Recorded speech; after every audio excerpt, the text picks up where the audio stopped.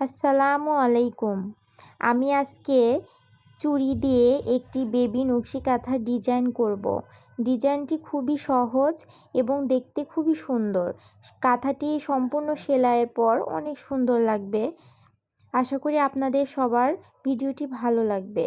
যারা আমার চ্যানেলটিকে সাবস্ক্রাইব করে নাই, প্লিজ আমার চ্যানেলটিকে সাবস্ক্রাইব করবেন। সঙ্গে থাকার জন্য ধন্যবাদ। আসসালামু আলাইকুম।